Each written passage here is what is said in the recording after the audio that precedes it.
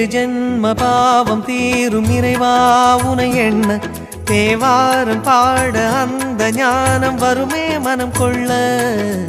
ஆதியான சிவனே சிவஜோதியான சிவனே, ஆதியான சிவனே சிவஜோதியான சிவனே.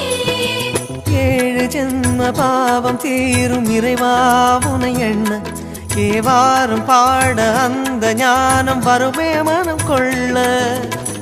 தாழும் நிலை வாராமல் காப்பவன் நீதானே, வாழும் வழி சொல்பவனே வள்ளல் பெருமானே, அண்ணாமலையானே அன்பின் பொருள் நீயே, அருணாச்சல சிவனே ஆற்றல் வடிவோனே, சக்தியின் கலையாய் பக்தியின் நிலையாய் தோன்றும் சுடரோனே, உண்ணாமுலையின்